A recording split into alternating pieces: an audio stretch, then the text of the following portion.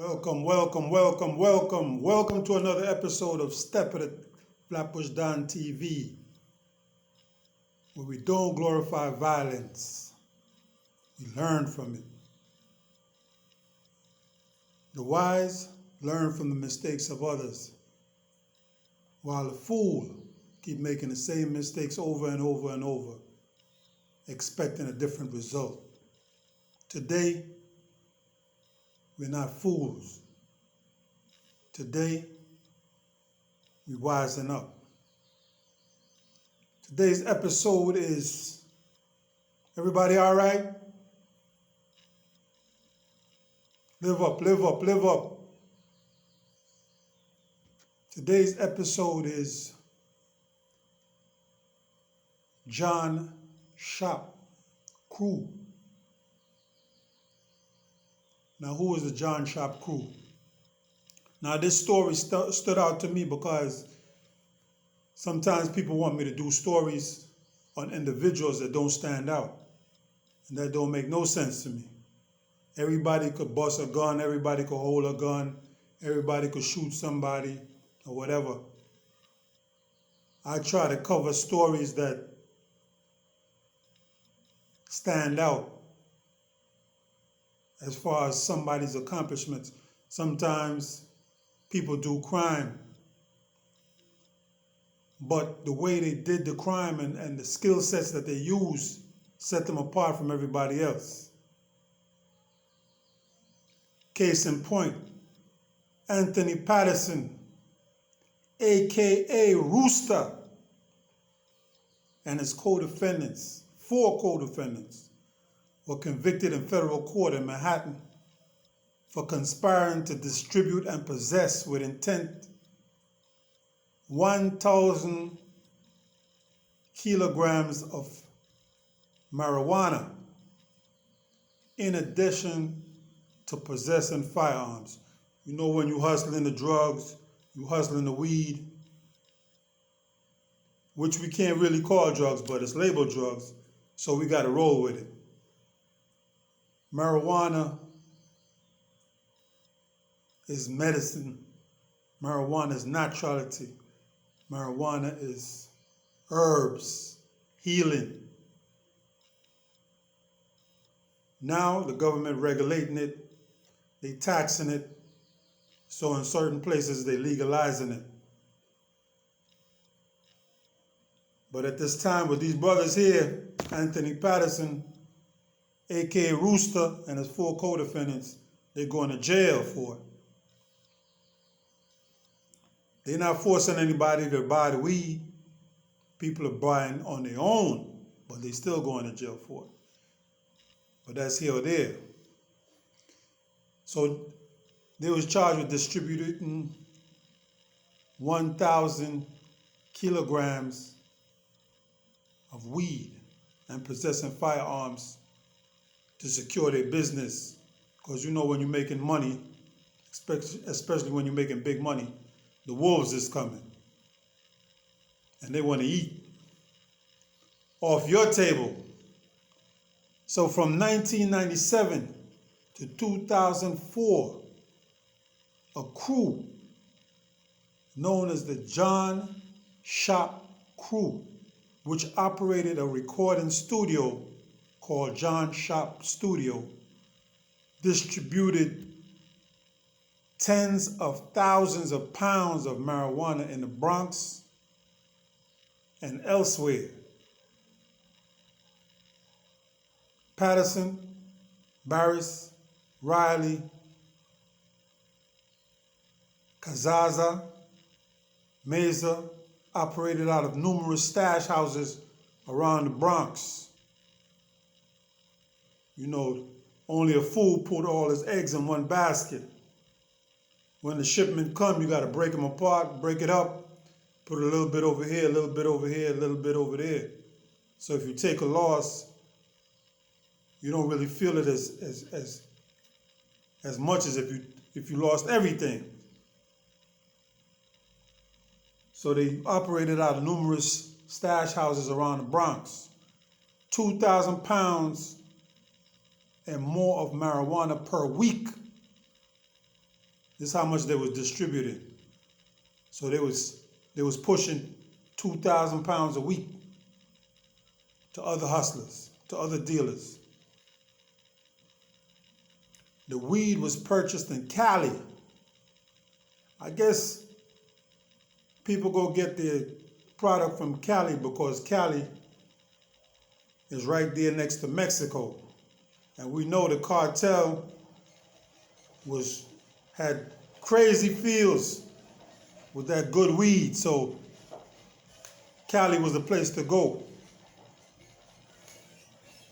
The weed was purchased in Cali and shipped via air cargo and delivered to the Bronx for sale. The retail value of cash shipment was valued at $1 million. So each time they went to the market to shop, they was taking $1 million with them, or they spent $1 million. Now, a portion of the profits was used to construct a recording studio in the Bronx. The studio then launched an independent music label called the John Shop Records. See, dudes have brains. Although they was doing or moving illegal substance mandated by the government as illegal, they still had the mind, the creative mind, to form a music studio, a record label, and use that as their point of operation. So they wasn't just out there on the corner or had some gates just pushing weed. They had a front, a legit front. The studio then launched independent music label called John Shop Records, where albums were made and albums that featured international hip hop and reggae artists. Often, so they was pushing music and they was doing collabs with known people, international artists. So they was doing it. They was making money. Now, a portion of their profits, when people start making money, they start living better. The whole purpose of hustling is to elevate yourself and your family to a higher standard of living. So the profits, part of the profits went into a lavish lifestyle, lavish houses, expensive jewels, because you know how we get down. We like our jewelry, designer clothing, and nice vehicles, foreign vehicles. Now, here's the twist.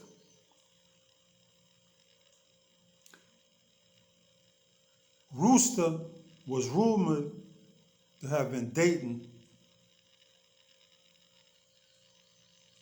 Sandra Coke. Guess who Sandra Coke is? Jim Brown's daughter. Tivoli Gardens. Now, somehow along the way,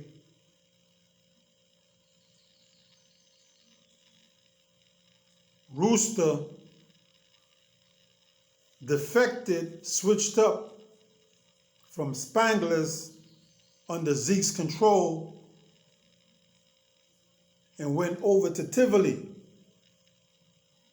So he left the Spanglers and moved to the shower.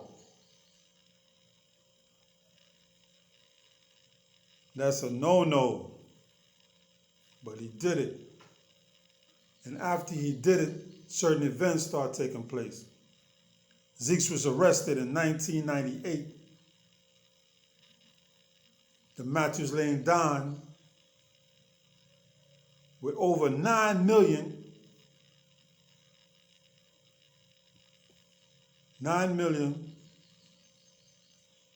Jamaican dollars $13,000 US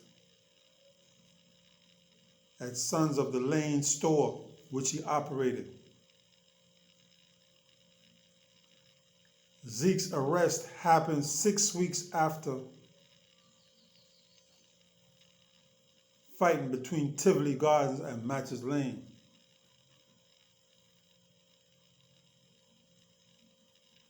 So that's not hard to figure out.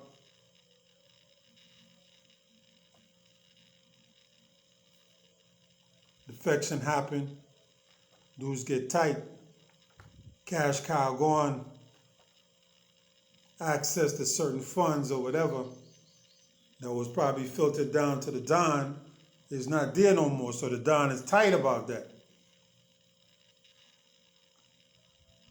When people feel slighted, when they feel betrayed, they resort to violence.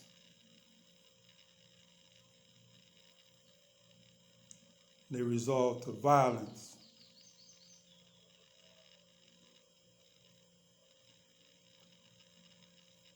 Like, share, subscribe. If you like this channel, you like the content, you want the channel to grow, do your part. Like, share, subscribe.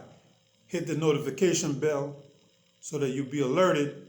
Anytime I push a video, you'll know about it. Love, peace.